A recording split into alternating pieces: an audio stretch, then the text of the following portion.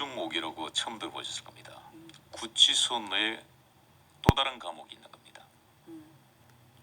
있죠. 그 무슨 옛날에 그 양심수들이 많이 갔던. 아니 그런 게 아닙니다. 네. 제가 바로 그런 케이스라는 거죠. 그 이상덕 전 의원은 네. 특별 면회만 1년 동안에 102회를 했다고 그럽니다. 저는 1년 6개월 동안 네. 특별 면회를 단 한 차례도 한 적이 없습니다. 신청하지 않았을까요? 신청을 했는데 받아들여지지 않은 그렇죠. 거죠. 저 그리고 서울구치소에 가면은 이렇게 그 제명대로 이렇게 분류가 됩니다. 네. 그러니까 마약 사범은 마약 사범끼리, 음. 그 다음에 폭력 사범은 폭력 사범끼리, 네. 경제 사범은 경제 사범끼리, 공무원은 공무원들끼리 이렇게 분류를 합니다. 네. 그 다음에 잡범은 잡범끼리. 근데 말이죠. 네. 저는 사회면을 장식했던 네. 살인정과 그분들 방에 저를 보냈습니다. 그것도 뭔가 음모가 있다 이렇게 보시는 거고. 그분들 말씀입니다. 교수님께서는 우리 방이 아닙니다. 아, 그래요? 그분들 말씀입니다. 어. 그래서 제가 8개월 동안 우리가 말하는 그 뺑기통이라 그런가요? 네, 예. 저 화장실. 네네. 예. 8개월 동안 전 거기서 잡니다. 왜냐하면 그분들도 저에게 이해해달라고 저에게 오히려 부탁을 하더군요. 아, 그 살인범들이. 예, 교수님 저희들은 언제 나갈지 모르지 않습니까? 그리고 교수님은 1년 6개월 뒤에는 나가지 않습니다. 예, 확정돼 예. 있는 거니까. 예. 그래서 홍건빵을 쓰셨네요. 예, 그러니까 그걸 네. 이해해달라고. 예. 그리고 제가 접시 닦는 걸 한 8개월 이상 한 것 같아요. 그 저 감옥 안에서. 예. 네. 그렇게 옥중옥 생활도 했는데 네. 그렇죠.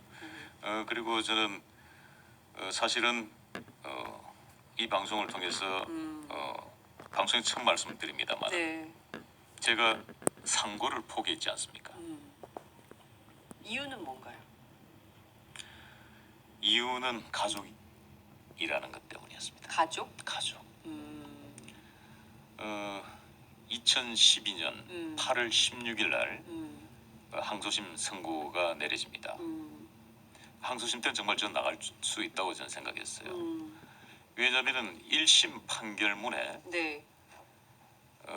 어떻게 기록이 되어 있냐 판결문을 보면은 박용철 씨가 법정에 증언한 사실이 없다고 되어 있습니다.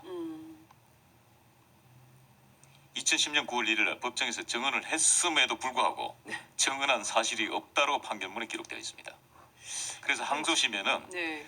정인 신문 조서만 첨부해서 내면은 별 문제가 없다고 판단했습니다. 그러니까 항소심에는 당연히 정인 신문 조서를 첨부했지요. 네. 했는데 그 이야기는 사라진 겁니다. 그리고 청담동 납치 테러 사건, 네. 중남 경찰서 마약 음모 사건, 중국 살인 미수 사건에 네. 박근혜 대통령이 묵인하고 뒤에서 조종했다는 것에 대해서 원고는 단 한 번도 소명한 사실이 없다고 기록되어 있습니다. 아니 제가 주장한 사실이 사실이 없는데 제가 소명을 왜 합니까? 그게 항소심 판결문입니다. 그래서 예. 그 중앙지법에서 네. 그 저기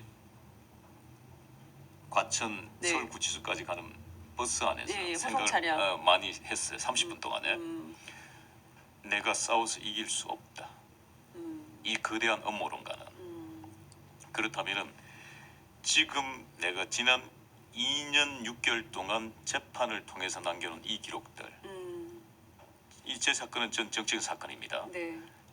후대가 역사적으로 평가를 할 것이고 진실을 파헤쳐 줄 것이다.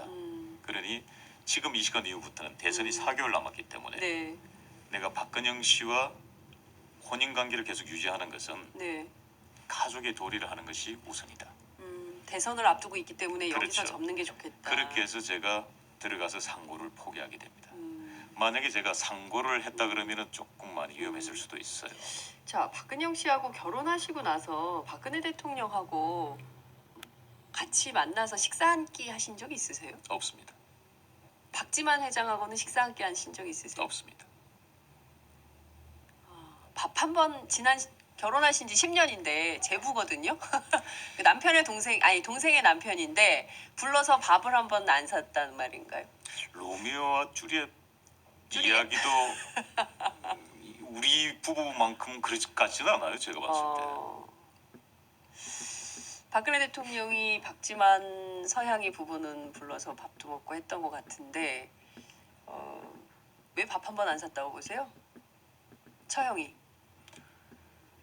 저를 무척 아끼는 사람으로 저는 기억하고 있습니다. 아 너무 아껴서 밥 한 번도 안 샀다. 그렇죠. 예? 최순실 씨와 정윤회 씨에게 물들이면 되지 않는다. 우리 아. 제부는 다른 건 모르지만 정말 순수하고 좋은 사람이다. 아 그래서 그런 거다. 예. 전 그렇게 이해하고 믿고, 싶어. 아니 믿고 있습니다. 아 그렇게 믿고 계세요? 네. 예.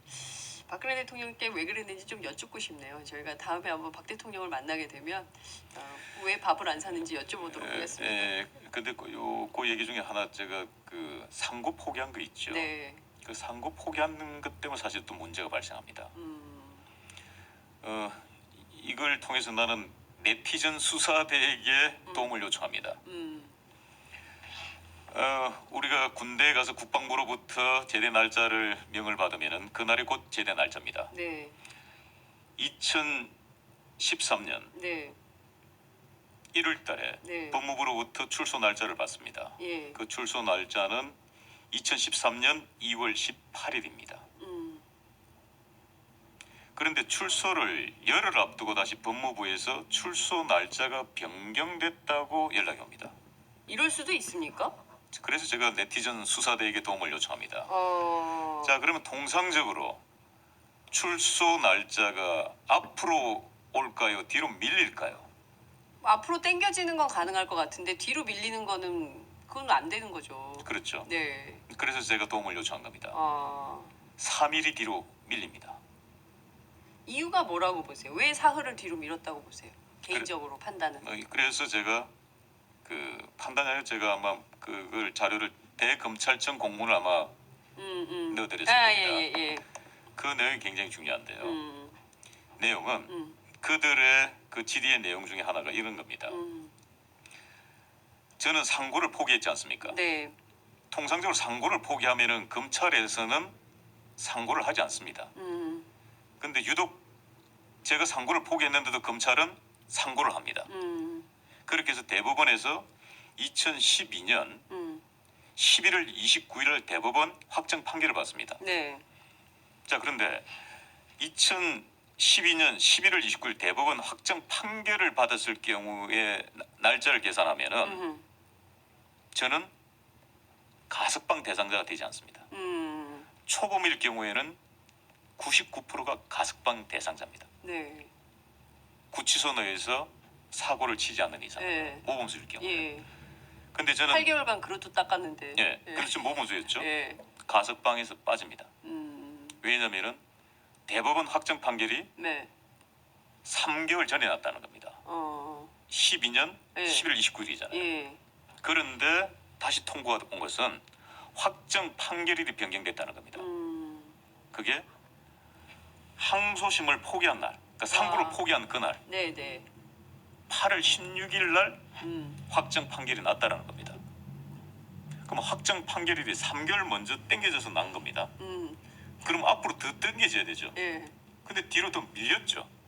이해할 수 없는 일이 벌어졌다고 보시죠. 그래서 거기에 대해서 실수를 했다고 예, 받은 자기들이 공문입니다. 실수했다고 그렇죠. 대검에서 맞죠. 공문을 신동욱 총재에게 직접 보낸 공문이 있습니다. 저희가 이거를 그런데 카메라로 보여드려도 예. 잘 보여질까요? 자, 그런데 문제는 말이죠. 네. 거기에 답은 음.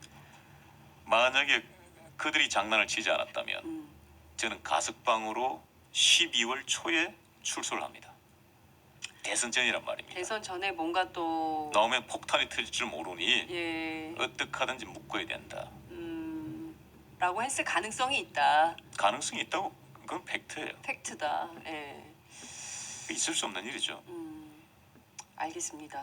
그 당시에 대검에서 어떤 분들이 있었는지 대검에 어떤 분들이 있었어요? 이 사건 사건에 개입했던 대검 관계자 누구로 의심하고 계세요? 그리고 중앙지검에 있었던 요직에 있었던 분들이 누군지 음, 요즘 방송이나 음. TV에서 많이 나오더군요. 우병우 수석인가요? 거기까지만 말씀드리겠습니다. 네.